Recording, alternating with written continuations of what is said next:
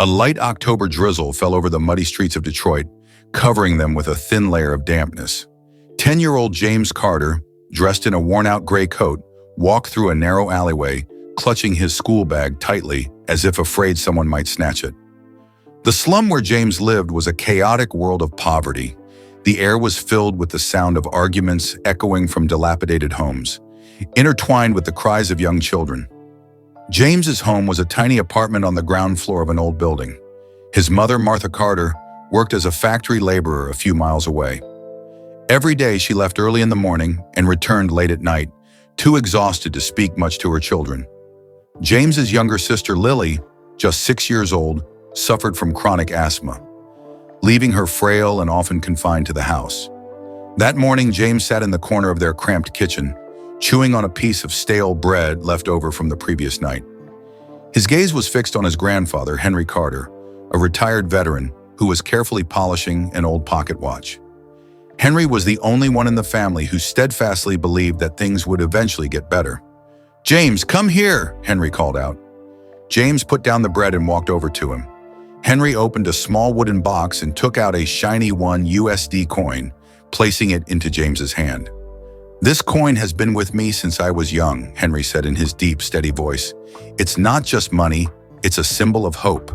Anyone who holds it can turn their dreams into reality, if they know how to use it." James stared at the coin in his hand.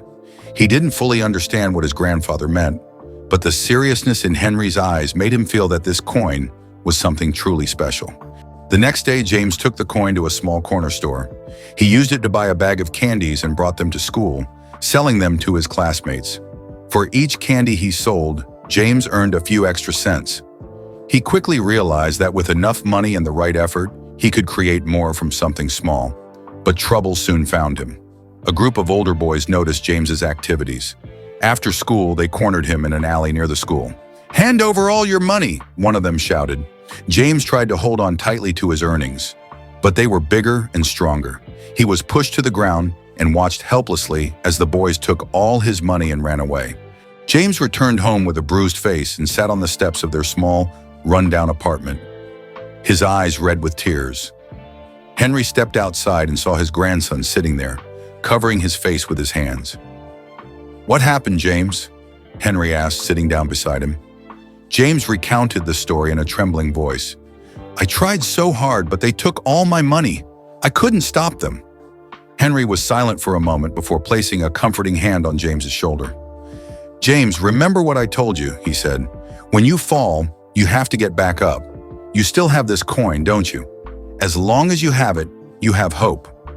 James tightened his grip on the coin in his hand. He knew that if he wanted to succeed, he would have to grow stronger. In the days that followed, Henry began teaching James important lessons about life.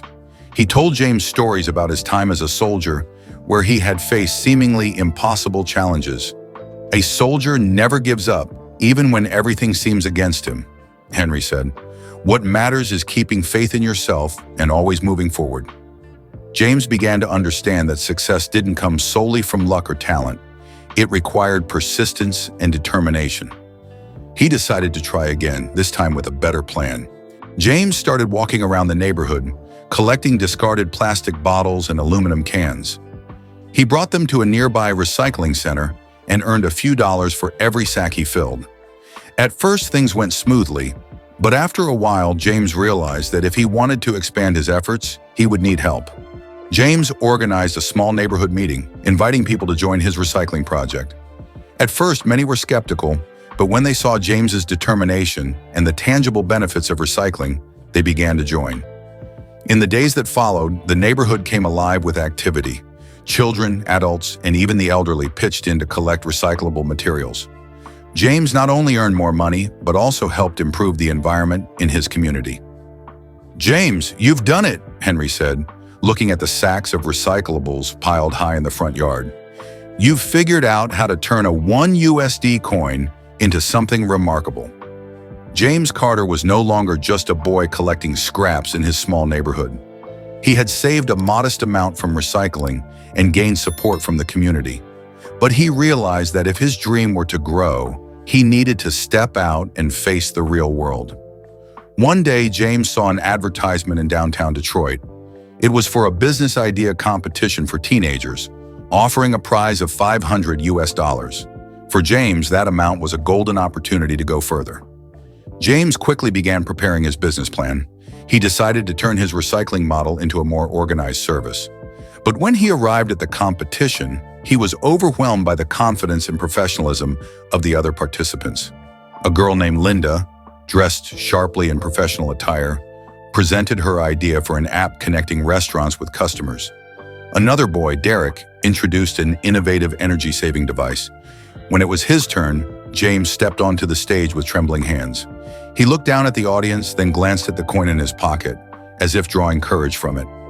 "Hello, my name is James Carter," he began. "I'm not here with a high-tech idea, but with a dream. A dream of turning what people see as worthless into something valuable." James explained his recycling model, emphasizing how he had mobilized his community and brought positive change to his neighborhood. When the presentations ended, James felt relieved.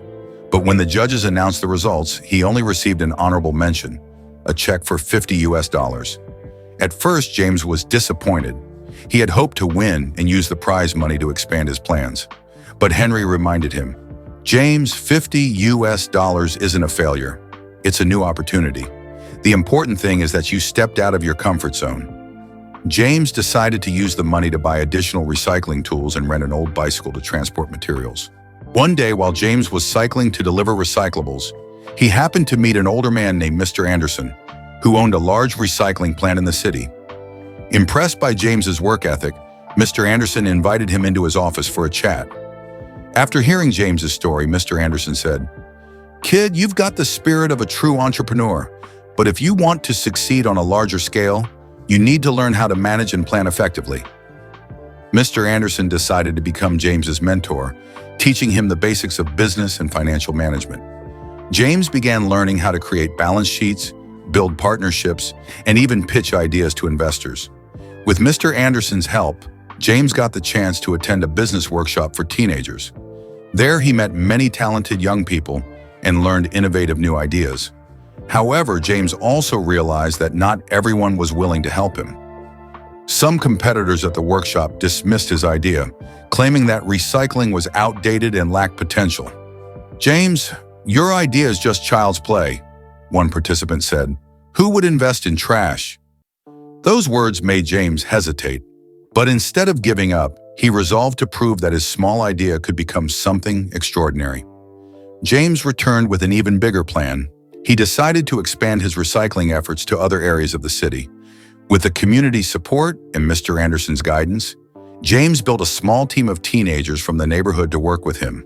The business began to grow, but with it came new challenges: competition from larger companies, financial pressures, and even internal conflicts within the team.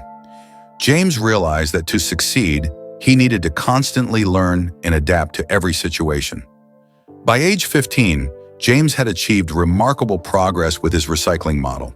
He had built a dedicated team in his neighborhood and expanded operations to 3 nearby districts in Detroit. The income from his work not only helped support his family, but also allowed him to save for future investments. However, as things were moving forward, James began noticing signs of trouble from multiple fronts. On a Monday morning, James received a call from Mr. Anderson. He warned that a large recycling company, Green Cycle Incorporated, was planning to expand into Detroit. This company was known for its large-scale operations and low costs, something a small team like James's couldn't compete with. "James, if you want to survive, you have to stand out," Mr. Anderson said. "Recycling alone isn't enough. You need something that makes people remember you." James decided to invest all his savings to open a specialized recycling center where people could bring waste and exchange it for essential goods like rice, milk, and old clothes. This idea drew attention from the community, but also put him at significant financial risk. A few weeks after the center opened, James realized a serious problem. The amount of recyclables collected wasn't enough to cover the cost of the exchanged goods. He had misjudged the demand and supply balance. On top of that, Green Cycle Inc. officially launched its operations in Detroit. They used large-scale advertising campaigns to attract customers, causing James to lose a significant portion of his support base. One day, James received an invoice from his supplier for essential goods. The debt had grown beyond what he could pay. For the first time, James felt like he was on the brink of collapse. "James, you're making things harder for yourself," Henry said during a tense conversation. "Sometimes taking a step back is what you need to move forward." But James, with his stubborn nature, refused to give up. He believed he could still turn things around. Amidst the challenges, James discovered that one of his team members, Tony, had secretly been working for GreenCycle Inc. Tony not only stole ideas from James's center, but also provided internal information about the team's operations to their competitor. When confronted, James was furious. "Why would you do this? We started this together." Tony, with a dismissive smirk, replied, "James, you're too much of a dreamer. GreenCycle pays better, and they have a future. Can't you see? We're just a small group. We'll never beat them." This confrontation not only cost James a friend, but also created division within his team. One afternoon, James returned home to find his mother crying. Their small home had received a foreclosure notice due to unpaid rent. James had invested all his money into the center, leaving nothing to save their home. For the first time, James felt utterly helpless. He sat in the corner of the room, clutching the one USD coin his grandfather had given him, feeling as though everything was falling apart. Just when things seemed hopeless, Mr. Anderson paid James a visit. He brought along a check for $1,000 and offered heartfelt advice. "James, this isn't money to save you. It's an opportunity for you to start over." At first, James hesitated, but Mr. Anderson insisted, "You've come further than most people your age. Failure isn't the end. It's a lesson to grow stronger." James decided to shut down the recycling center and use the money to pay off debts and stabilize his family's life. Standing in his neighborhood, James saw that his neighbors still supported and encouraged him. He realized that this failure wasn't the end, it was just part of the journey. James Carter sat on the front steps of his house, watching the pale winter morning sun cast light over the narrow alleys. Since closing the recycling center, James had refrained from starting any new projects. Time passed slowly, but deep within him, a small flame of ambition continued to burn, waiting for the right moment to ignite. One evening, while watching the news with his grandfather, James came across a feature on the concept of the circular economy. The segment showcased business models that not only recycled waste, but also turned it into new, innovative products, maximizing resources and reducing waste. The idea sparked something in him. "Grandpa, maybe I've been doing it all wrong," James said, his eyes lighting up. "I thought recycling was just about collecting and selling scrap, but I can create something far greater from it." Henry nodded, his aged eyes full of pride. "James, what matters is that you haven't given up. Failure isn't the end. It's the beginning of something bigger."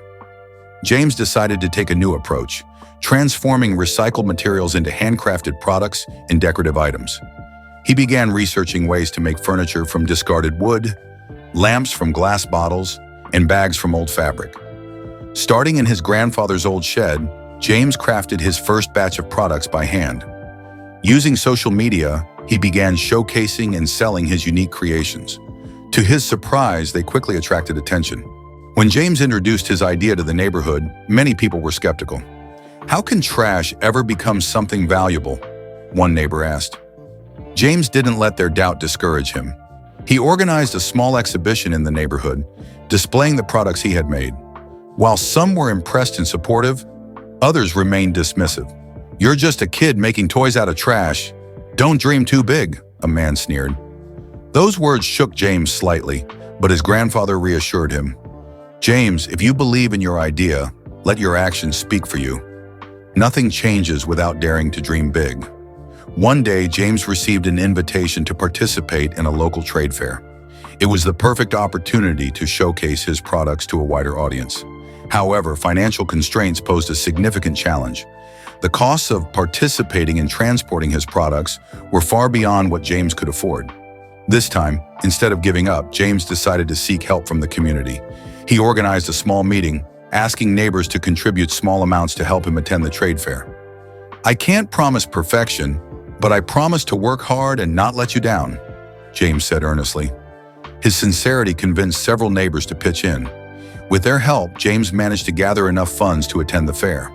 At the trade fair, James's products quickly caught the attention of visitors.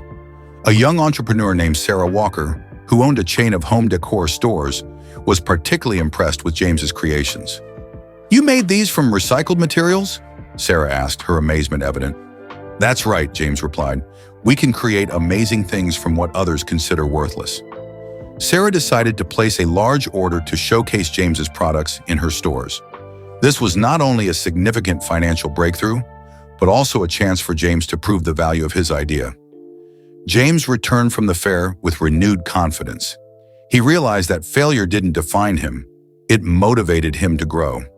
James's project continued to develop, bringing in not just income, but also creating jobs for people in the neighborhood.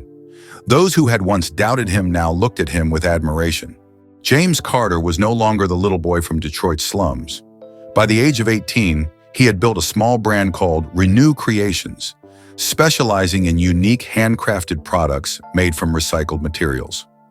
James's brand not only improved his family's life, but also created job opportunities for dozens of people in his neighborhood. However, as he ventured into larger markets, James realized that the challenges he faced were only beginning. One morning, James received a call from Sarah Walker, the entrepreneur who had supported him at the local trade fair. Sarah proposed a partnership to bring James's products into her chain of high-end furniture stores across the United States. "James, I believe in your vision," Sarah said, "but to partner, we'll need to increase production and maintain consistent quality. This will be a major turning point, but it won't be easy." James knew this was an opportunity to scale his business, but he also understood the risks involved.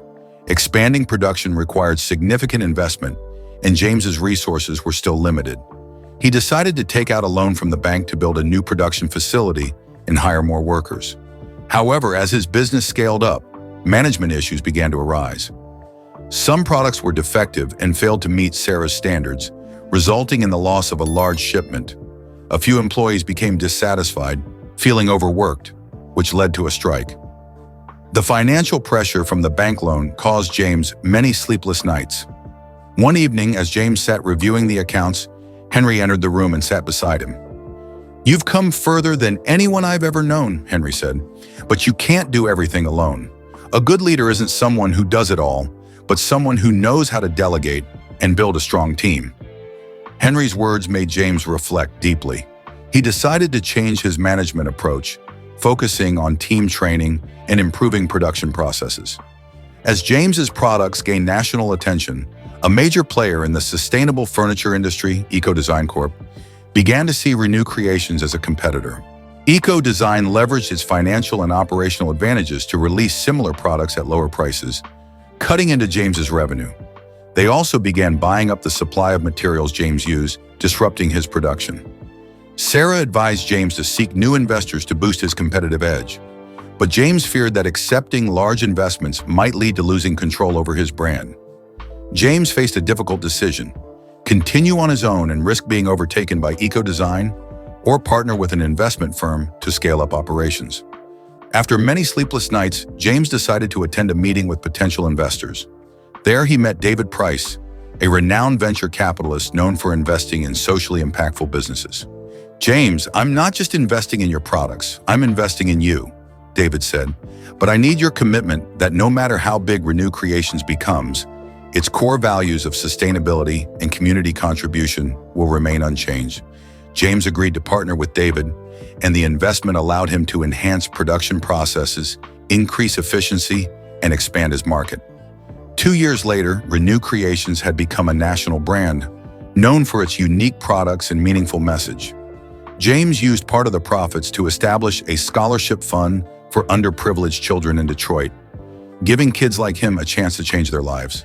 While accepting the award for Most Influential Young Entrepreneur in America, James said, "My success didn't come solely from personal effort, but from the support of my family, community, and those who believed in me.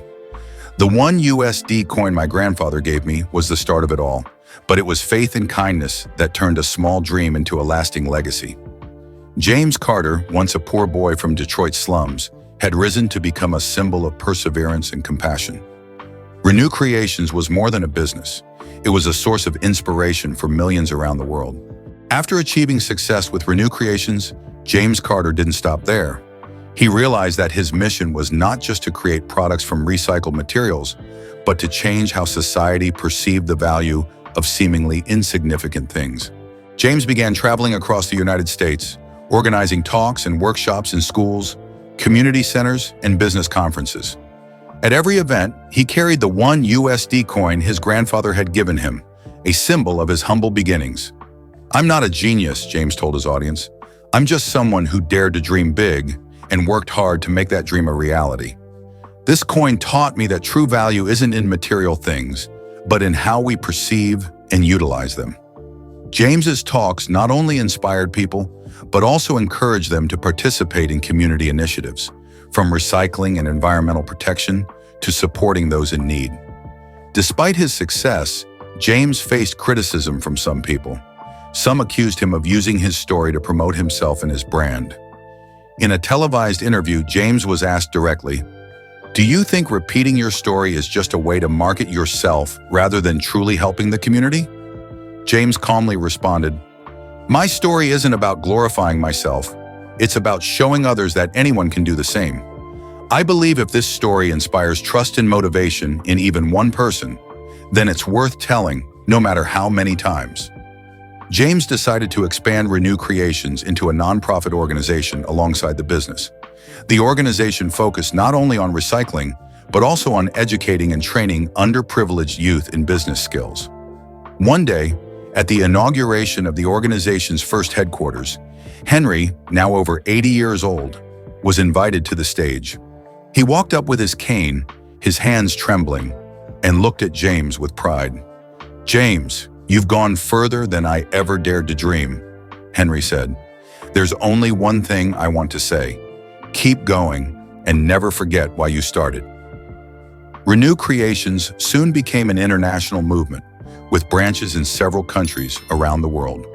James collaborated with global organizations to promote the circular economy and environmental sustainability. The pinnacle of his journey came when James was invited to speak at the United Nations about the role of businesses in solving global challenges. In his speech, he emphasized, "We don't need to be billionaires to change the world. Sometimes a small idea, a small action, can make all the difference." James Carter proved that from a tiny USD coin, immense value could be created. His journey was not just a personal one, but a source of inspiration for millions worldwide. James always carried his grandfather's coin, not as a token of luck, but as a reminder that every great dream can begin with something simple. If this story has touched your heart, take action today. Start small, help someone, protect the environment, or simply share this story to spread the inspiration. Believe that you too can make a difference, because every great journey starts with a single step. Don't forget to like, subscribe, and turn on notifications to never miss a story. Thank you for your support, and see you in the next inspiring journey.